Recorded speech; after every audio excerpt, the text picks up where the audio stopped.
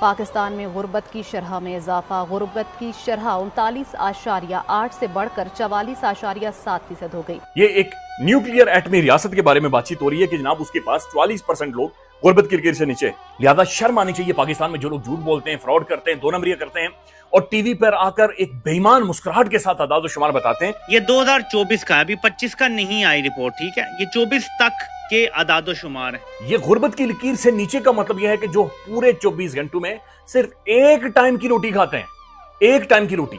25 करोड़ आबादी का ये हाफ ऑलमोस्ट 50% बन रहा है। अब तक पाकिस्तान के पास जो ज़र मुबादला के ज़खायर हैं वो सारे के सारे कर्ज़ों के नतीजे में मौजूद हैं। वो यूएई का करता है, वो सऊदी अरब का करता है, वो चाइना का करता है, वो कमर्शियल बैंकों का लोन है, यानी 44% गुर्बत की लकीर से नीचे।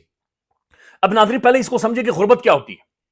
गुर्बत ये होती है कि मैं अपना इलाज नहीं करवा सकता, मैं अपने बच्चों को अच्छे स्कूल में नहीं पढ़ा सकता, मैं 3 टाइम का खाना नहीं खा सकता, मेरे पास नौकरी नहीं है और जो माहाना तनख्वाह हुकूमत की जानिब से यानी 25 या 30 हजार रुपए में उससे बिल्कुल आधा भी नहीं कमाता।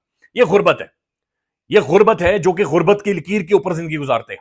अब जो गुर्बत की लकीर से नीचे है और जिनके जो बच्चे हैं वो माल नोरिश्ड हैं, यानी उनकी फूड प्रॉपर नहीं है, उनकी न्यूट्रिशन प्रॉपर नहीं है और वो अपनी उम्र के मुताबिक अपनी हाइट तक नहीं पहुंचते, अपना उम्र के मुताबिक वो वेट गेन नहीं करते और ना तो उनके जो दिमाग है, ब्रेन है, उनके सोचने की सलाहियत है उनकी उम्र के हिसाब से इवॉल्व करती है।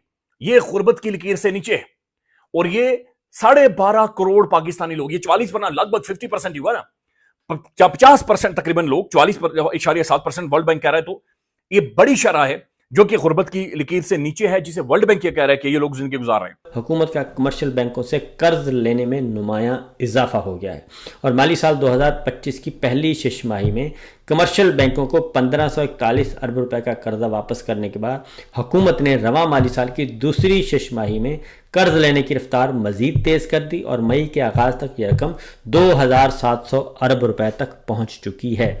यानी कि 1541 अरब रुपया वापस किया पहली छमाही में और दूसरी छमाही में क्या किया, 2700 अरब रुपया मजीद ले लिया, यानी 1500 वापस करके 2700 ले लिया। तो ये इसी तरीके से डंग टपाओ प्रोग्राम। नरेंद्र मोदी को एक फ्रांस में जो एक आउटरीच मीटिंग हुई थी G7 की, उसमें भी इनवाइट किया गया था। बल्कि जो G7 है 13 जून में G7 की फुल कॉन्फ्रेंस, जिसमें तमाम हेड ऑफ स्टेट्स और गवर्नमेंट्स आ रहे हैं G7 ममालिक के, तो इंडिया भी वहां पे जा रहा है। So hopefully prime minister Modi जाएंगे। ये इंडिया की बहुत बड़ी डिप्लोमेटिक सक्सेस है कि यकदम आप, और याद रखिएगा कि यूके ही वो मुल्क है जिसने आई थिंक 2015 में प्रपोज किया था कि India should be part of the G7 और यूके ने कहा था कि इंडिया जो है वो उसको सिक्योरिटी काउंसिल की परमानेंट सीट भी मिलनी चाहिए। So just remember that how much UK puts his weight behind India for bringing or taking it global. That's one of the reason. That does not mean कि India की potential नहीं है। Obviously in potential है तो सबको लेके जा रहे हैं। बेसिकली हाल के चाइना को कोई फर्क पड़ेगा, अमेरिका नहीं चाहता कि हम चाइना को मेन स्ट्रीम करें, लेकिन और जिस तरह इंडिया चाइना का जो एक राइवलरी इमर्ज हो रही है और दोनों एक दूसरे के सामने आ रहे हैं, वो कि जंग नहीं होगी, देयर इज नो वे कि वॉर होगी, लेकिन this is so much important for India that उसका जो स्टेटस है एलिवेट हो चुका है।